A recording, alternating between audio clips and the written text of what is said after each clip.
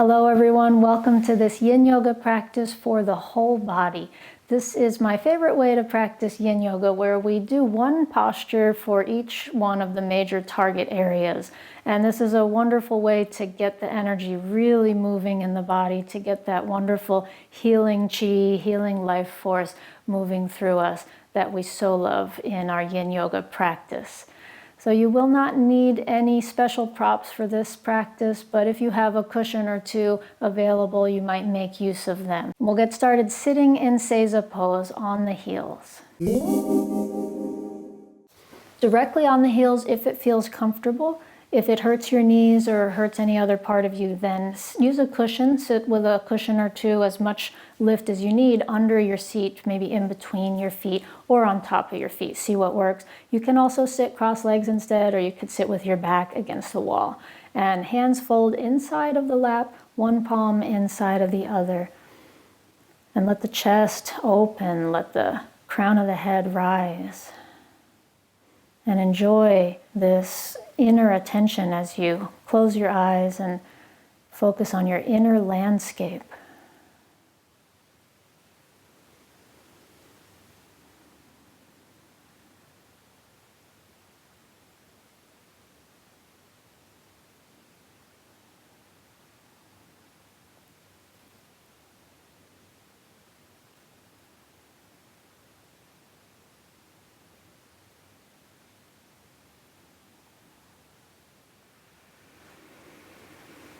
And feeling your shins and the tops of your feet on the ground, or whatever part of you is contacting the earth.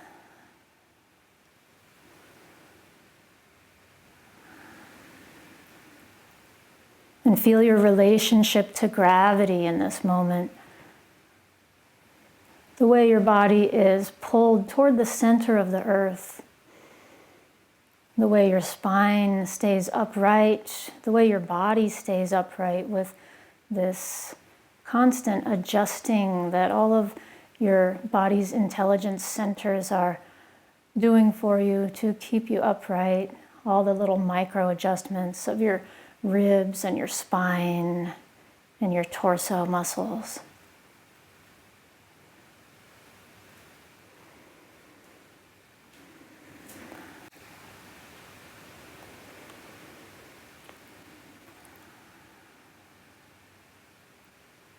And taking a full breath now into the ribs, into the belly, into the heart. And a full exhale.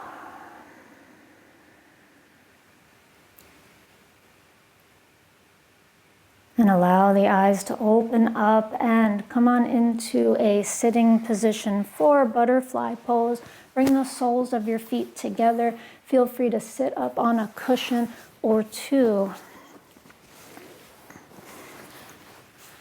And come forward over your feet. You could clasp around your toes. You could clasp on the shins or the ankles. You could have the hands on the floor. We'll rest here in butterfly pose for 3 minutes.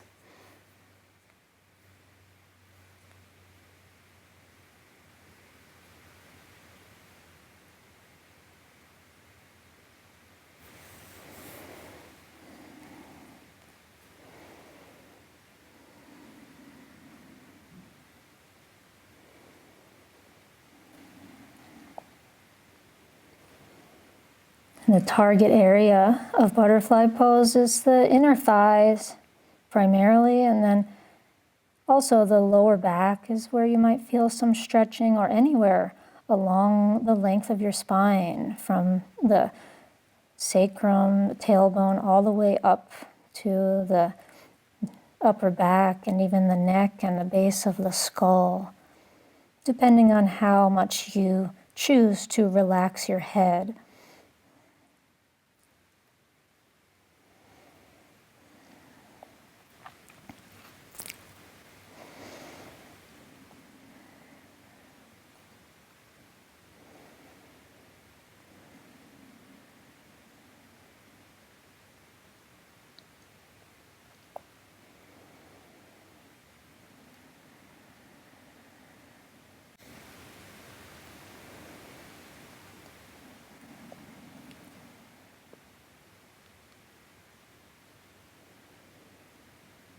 And notice how your breath is in this moment.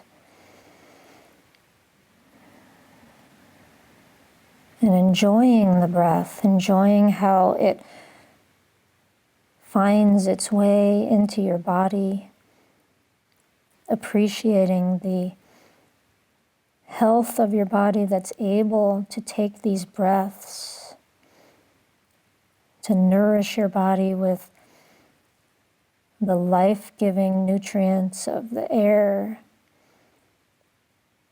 that is fed by the oceans and the rivers and the forests and the sun.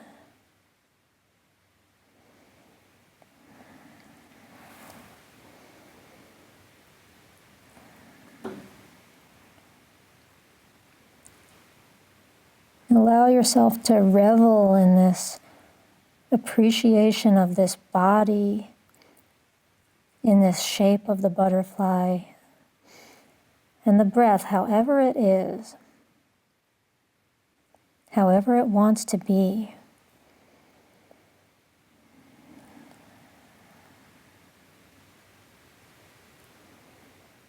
Simply allowing.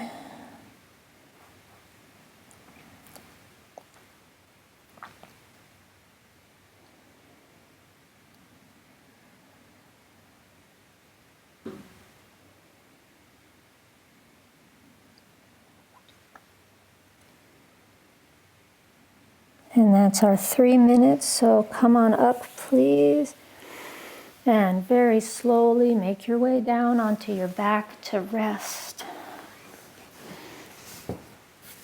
As you come down, you can take any position that your body feels good in to rest for 1 minute. Hands could rest on the belly or at the sides. Legs can be narrower or as wide as you'd like.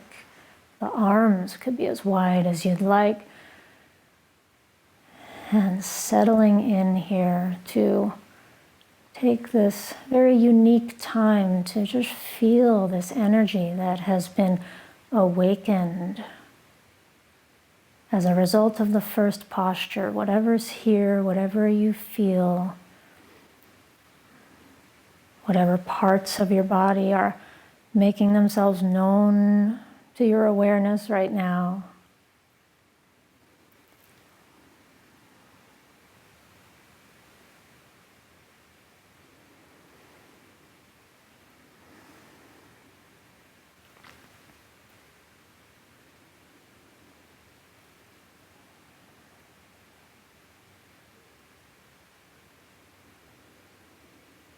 And now bend your knees, please hug them into your chest.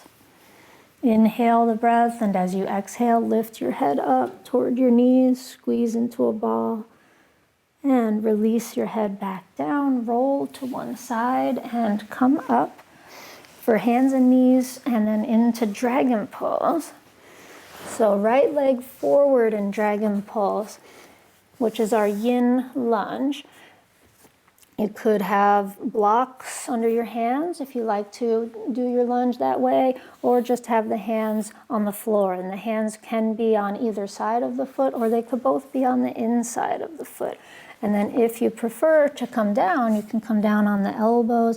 And then sometimes people like to let this knee fall out to the side, or they like to walk this foot out to the side. So it's all variable and it's all up to you.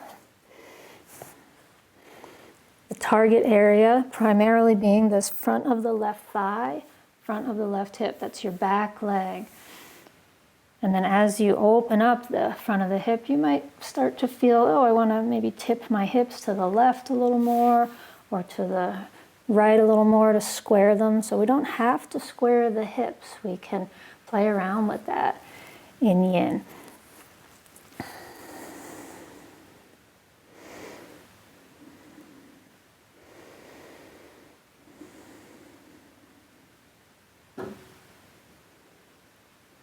You might also notice, depending on how high or low your torso is, that there's a feeling of back bending here a bit, which is part of stretching into the front of the hip, is that there's some back bend happening, especially on the left side.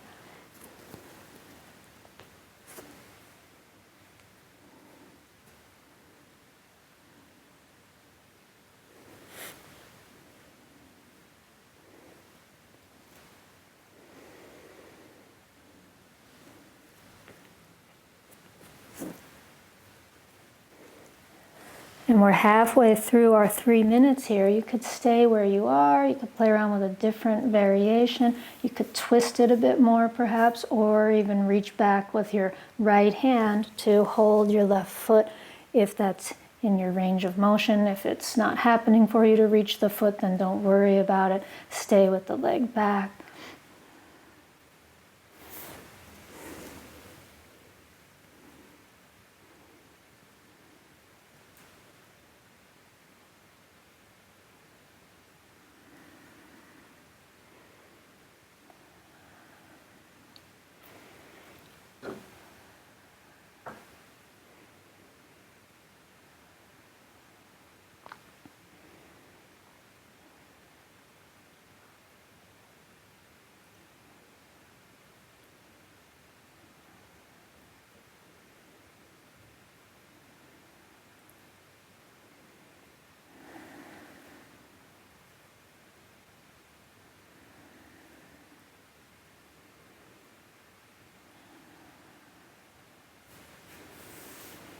And slowly releasing, coming back into downward dog.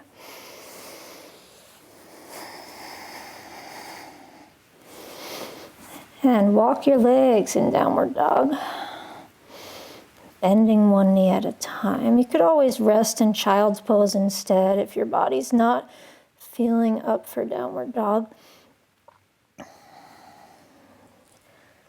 If you are in dog, it might feel good to turn the head a little, move the head around as it hangs.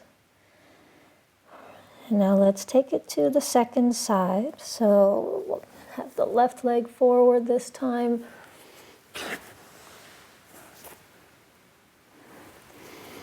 Hands on the inside of the foot, on either side of the foot, or on blocks, or down on the elbows.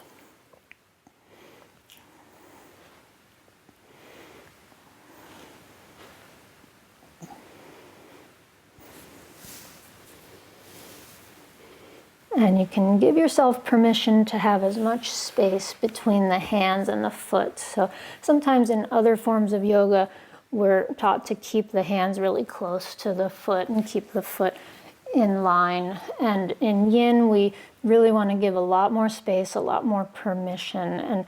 And so there's no need to stay on your mat with your hands and feet. You could think of the footing here as more of a three-pointed footing of foot, knee, and hands.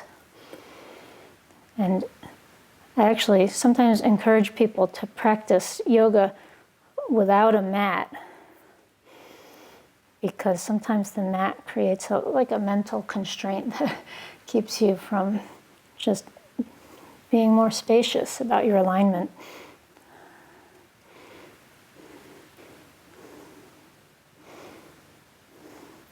So it can be on a blanket or a carpet.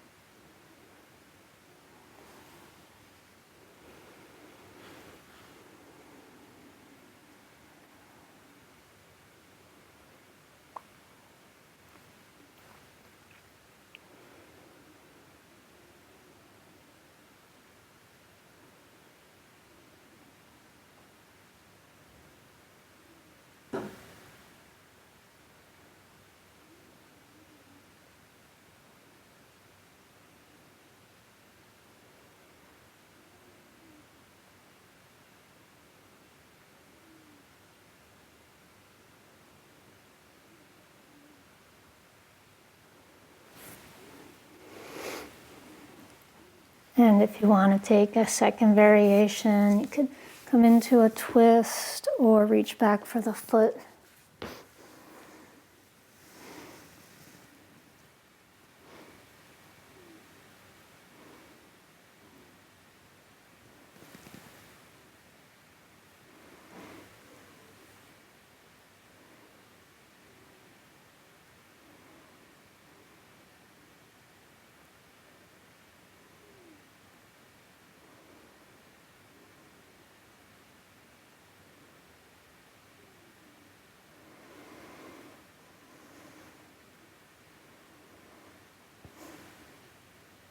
letting go of your pose, stepping back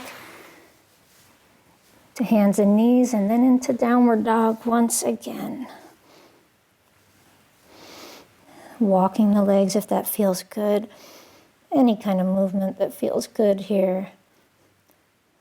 Sometimes it's nice to dip the knees as you bend them, dip them in toward the midline or across the midline, which can really have a nice feeling on the sacrum for some people. And then we'll drop it down into child's pose when you're ready. 1 minute rest in child's pose.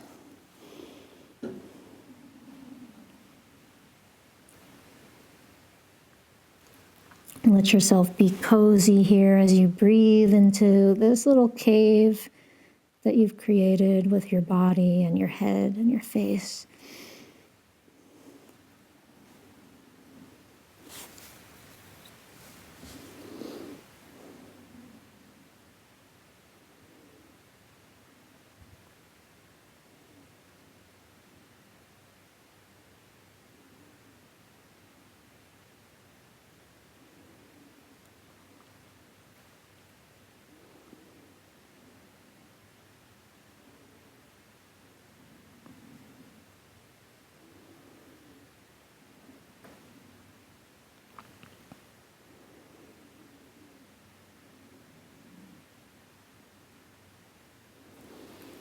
And releasing your child's pose, come forward and onto your elbows for Sphinx pose or seal pose. So starting out with the Sphinx on the elbows and forearms.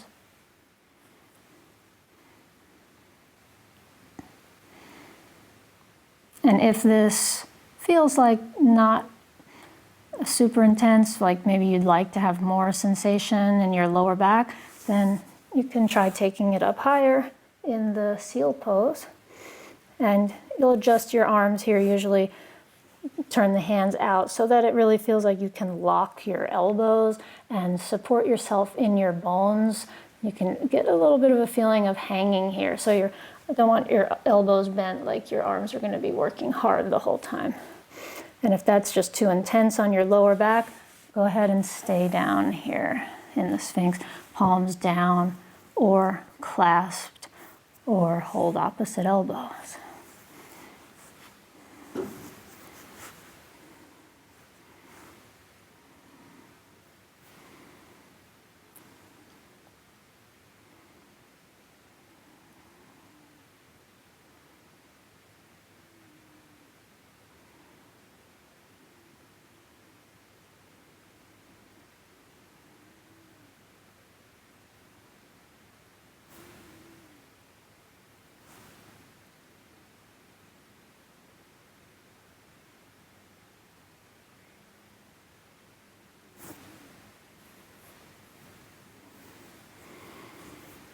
And we're halfway through our time in the pose. And what I often like to do is Sphinx for the first half and then seal for the second half. So if you want to join me for that, you'd come up to seal now.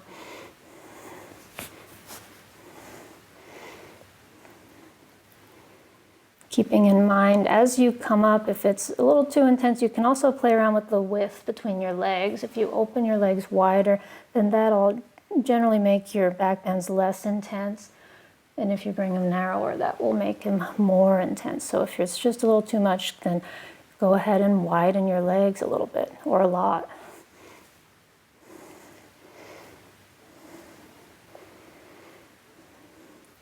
And if you're a super bendy kind of person, then bring your legs together to get the sensation that you want.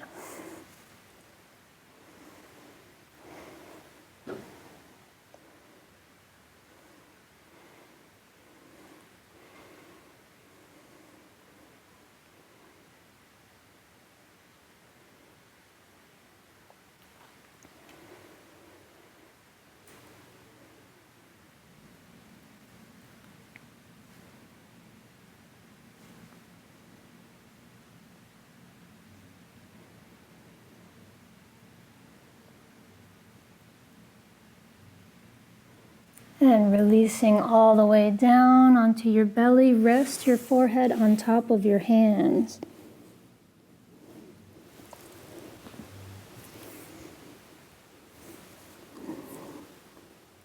And breathe as you feel into your lower back.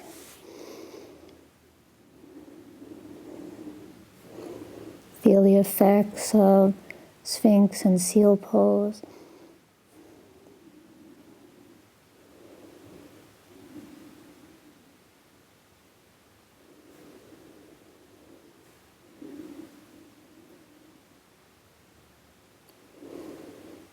And now lift your head, place your hands on either side of your chest, and press up and back to child's pose. And this time, let's take a wider knee, child's pose, and let the heart really sink down toward the ground.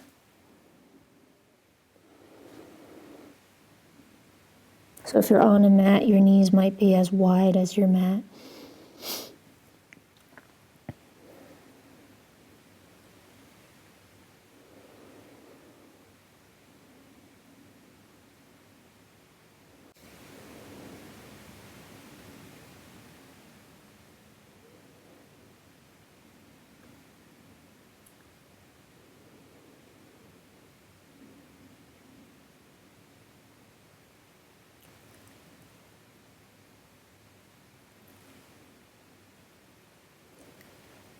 And now lifting the head, coming into a side bend, we'll take the right hand over to the right side and then take the left hand maybe on top of the right or just some kind of way that you're going to bend so that your left side of your torso is stretching long. And as you come down, see where your head wants to rest. It might be forehead to the ground, it might be head on the arms, or it might be fine just kind of hovering. Some people like to do this with the wide knees. Some people like to do it with narrower knees. And if you're not sure, play around with it. See what gives you a better sensation of side bending in the left side of your torso. You might feel this in the armpit. You might feel it in the outside of the arm. You might feel it in the side of your ribs, the side of your waist.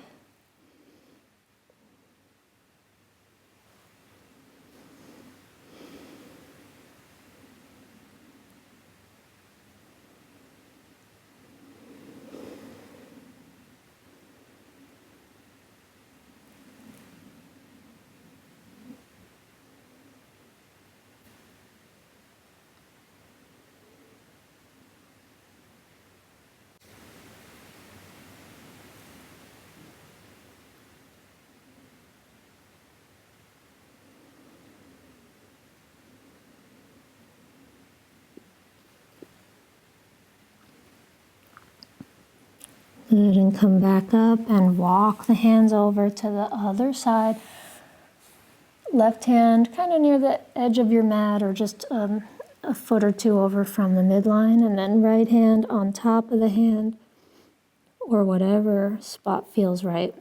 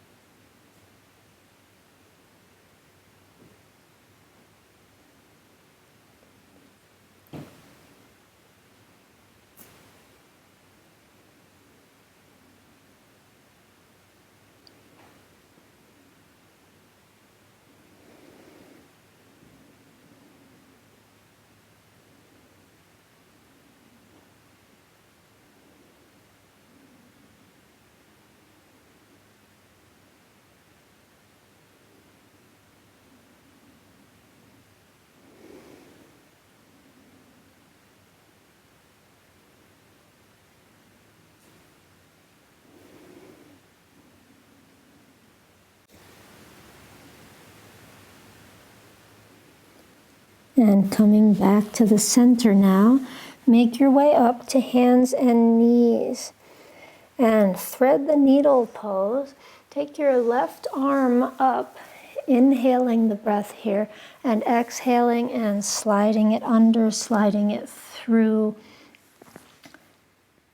We'll take 3 minutes here, half of it in this variation, and then we'll switch to a second variation. So your right hand is above you on the floor, and you could have the arm straight, or some people like to bend the elbows and have the fingertips on the ground. And now you can choose to make some length here in the left side of the neck, between the left shoulder and the left ear. So you would tuck your left shoulder down and have your left ear come up away from your shoulder.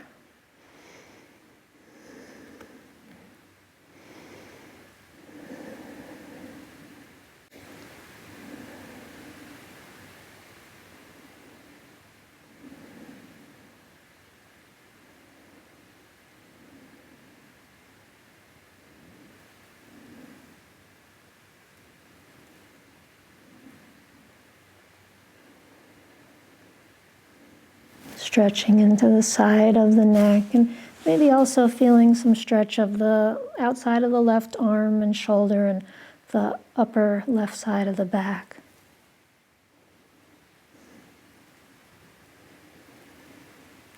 We're going to move it now into the second variation, the Rolling Panda. So take your right foot out to the side like a kickstand, and then it's more like you're rolling, so your head is starting to tuck under, and we're not going to actually roll all the way over, but it's as if you were going to be thinking about doing an Aikido roll, like this kind of asymmetrical somersault. And this way we can really start to feel into the trapezius, the upper back, left side of the upper back. And you might have your gaze or your face turned more up to the ceiling or more to the side, and you can play around with that, see what feels best. And right hand can stay on the floor above you, or some people like to wrap it around the back and maybe hold on to the front of the left thigh.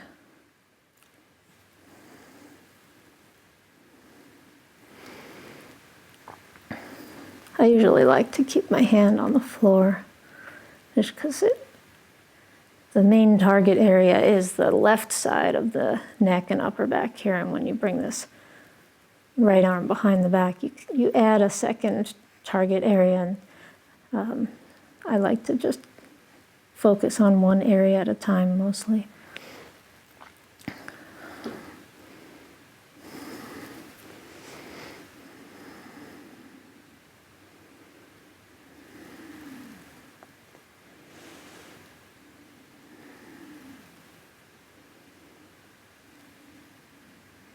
All right, slowly unwinding.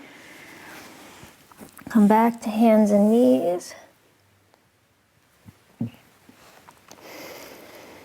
And take it to your second side. So lift your right arm up, inhale. And exhale, slide it under the left. Come into thread the needle, first variation.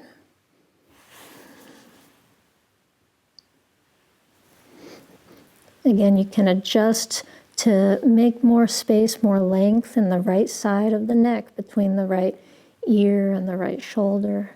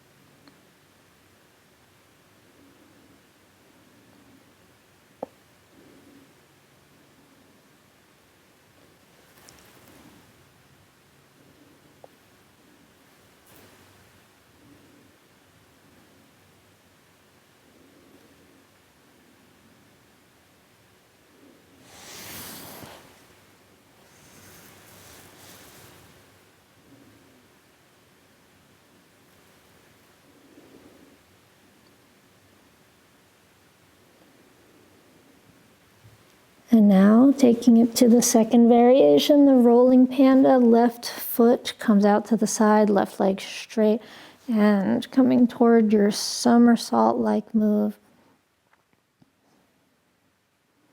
Perhaps wrapping the left hand behind the back or keeping it up above your head.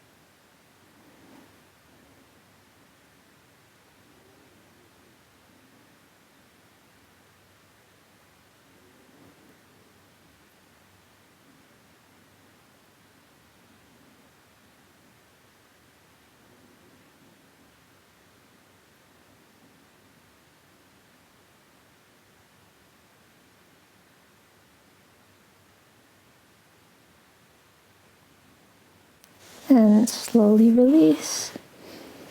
Coming back around. And sitting on the heels in Seiza, taking a rebound, a rest here for 1 minute. It can be nice after working with the upper body to sit upright and to sense the energy, the rebound in this position. There can often be quite a lot of sensation swirling around the neck, the shoulders, the heart, and even the head and the face.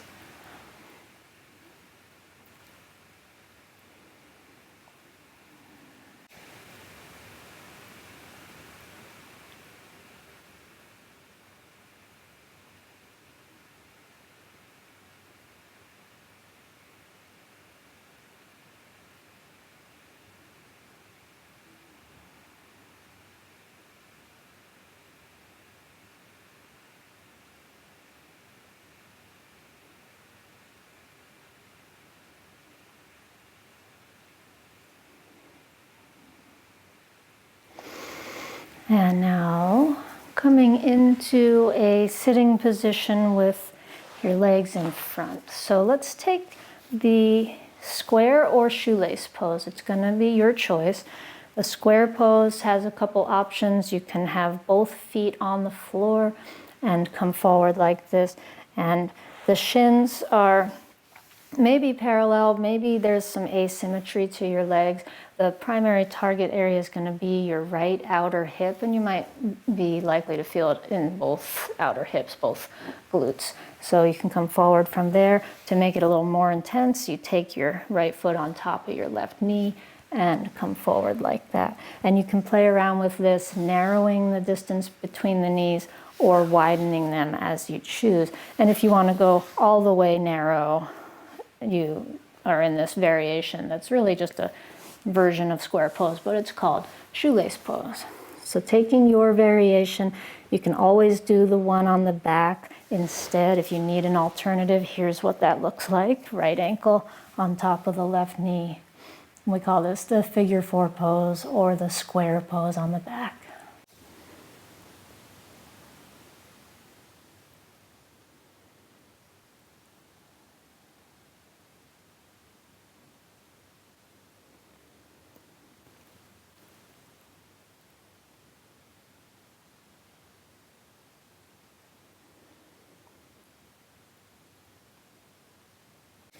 And there's a bit of a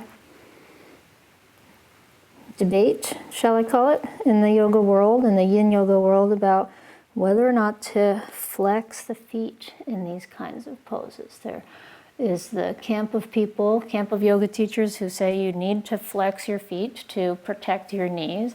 And then there's another camp, of which I am a member, that feels like for some people, flexing the feet just takes the stretch out. It takes the yin effect out, and it feels more like an engaging yang move. So I would just encourage you, since I've polled people in my Yin Yoga teacher trainings and the answers are all over the map, is to just find your own way. Flex, relax, see what feels right for you. If it feels like it protects your knee to flex your foot and you feel like you need protection of the knee, then please flex your feet.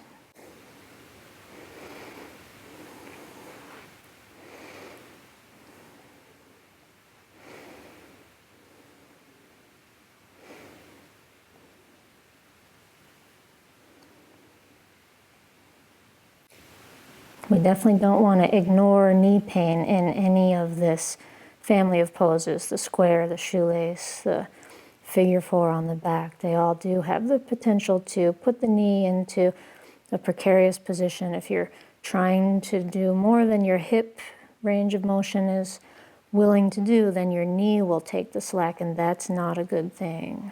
So don't ignore knee pain. Back up out of the pose or find a different variation if knee pain is your main experience.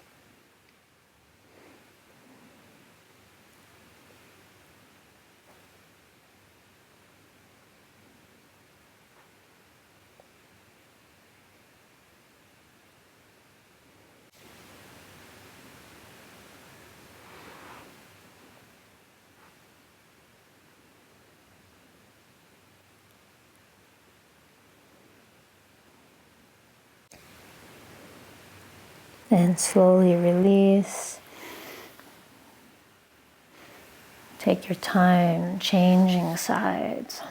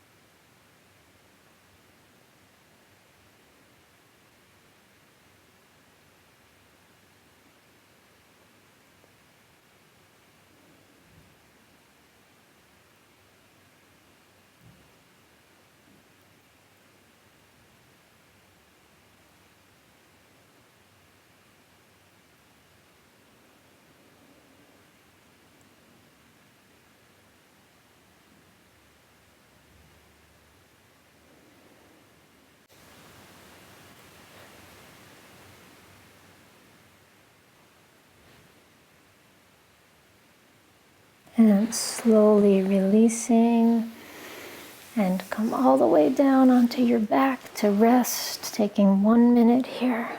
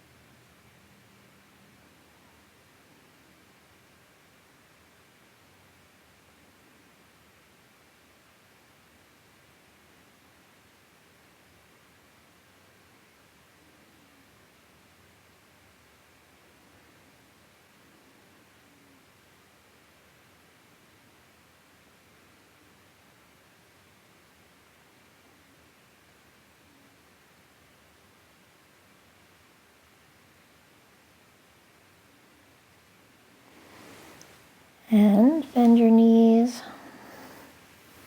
roll over to one side, come on up to sit once again for a straight-legged forward bend, which is your choice of caterpillar or dragonfly or something in between. So here's caterpillar pose with the legs closer together. Here's dragonfly pose with the legs wider apart. And anything in between that feels good to you.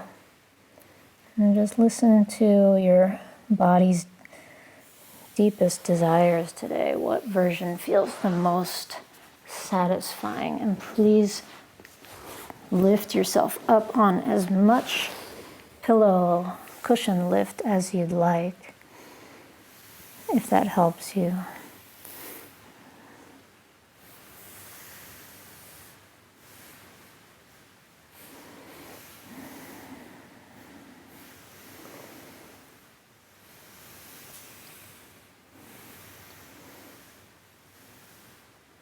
So we typically use cushions to get more out of the pose. It gets, when you put a cushion under your seat in a forward bend like this, it adds more, it changes your vector to gravity and you're able to get more of your body weight to get into the pose more.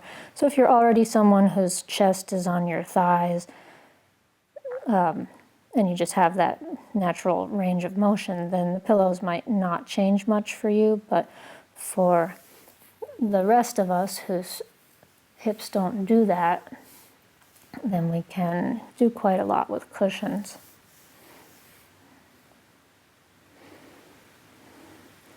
And if you have cushions to the extent that if it feels like your knees are bending backward or it's like too much stretch happening in the back of your knees, then you might need additional cushions or rolled towels under your knees.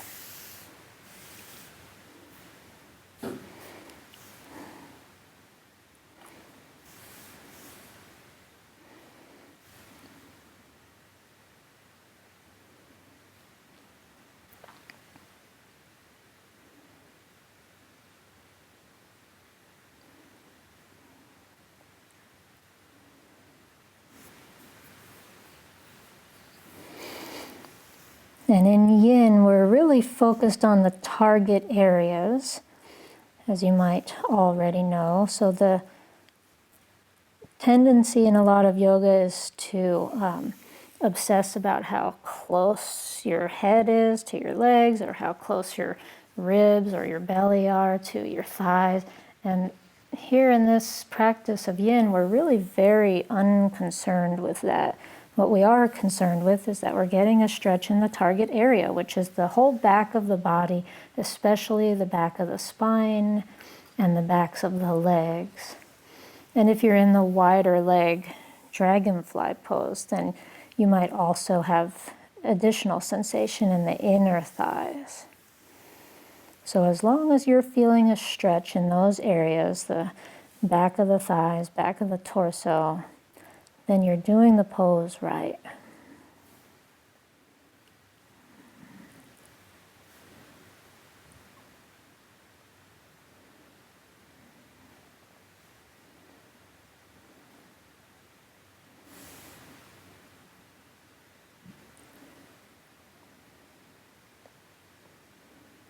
Slowly release and come onto your back.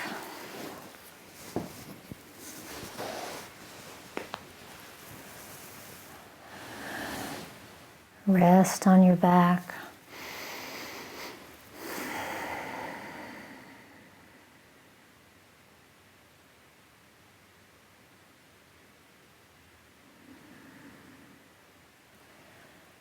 Feel everything that's happening inside. After the forward bend, you might feel particular sensations in your spine, in your lower back, and perhaps the backs of the legs, and anywhere along the line of this kidney and urinary bladder channel, which it runs up and down the backs of the legs and back of the spine and back of the neck.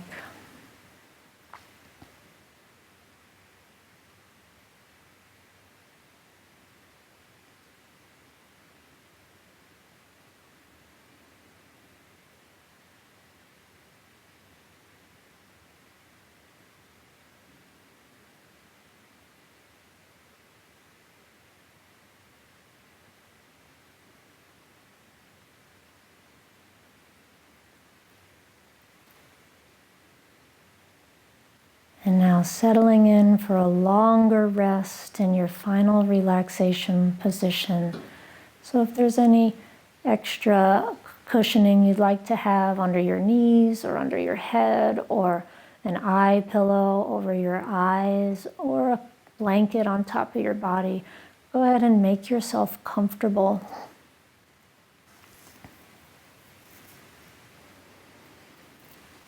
And give yourself permission to spread out, to sprawl out as much as you'd like.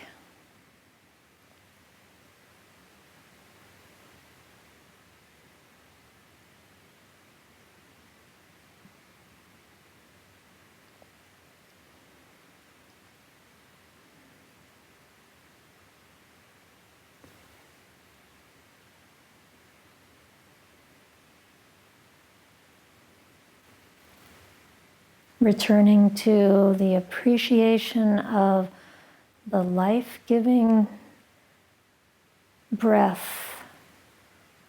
Each breath that you breathe, carrying nutrients from the sun, the earth, the oceans, the trees, into your body, nourishing your body, feeding your body. The breath being our primary food.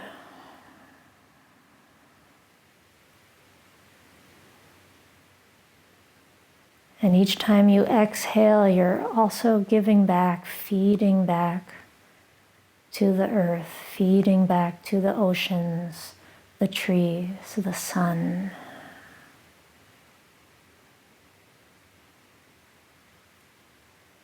Giving and receiving.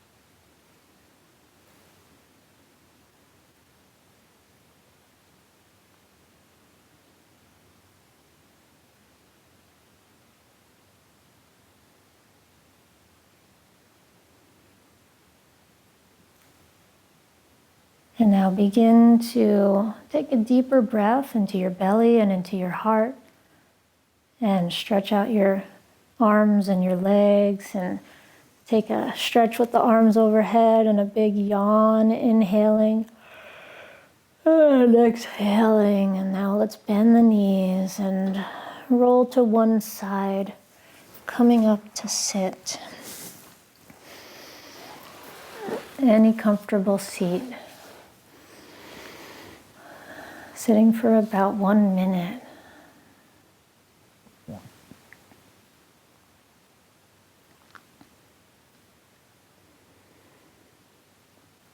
Feel what's happening inside.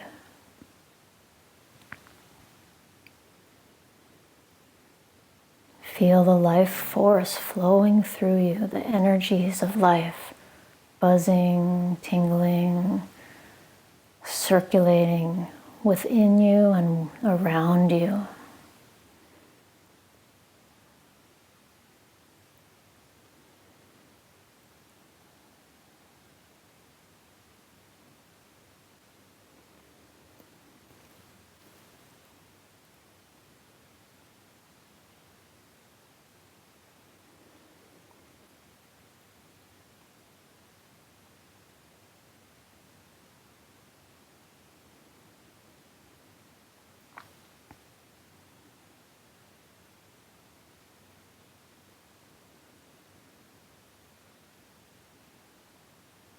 And now placing the hands on the body, one hand on the heart, one on the belly.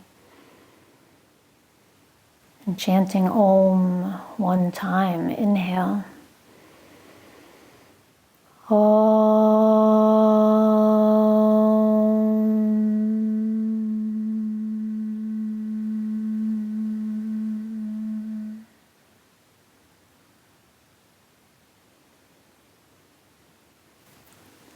That's our practice. Thank you for joining me. I'll see you next time. I hope you enjoyed that as much as I did, and if you did, please hit the like button below, please hit the subscribe button below, and also check out my other Yin Yoga videos, my Yang Yoga videos, and if you're interested in doing a deeper dive with me, check out my subscription website where I have programs and immersions and monthly calendars that my community of yogis follow along with me. This is at devidailyyoga.com. I hope to see you there. Thanks for practicing again. Namaste.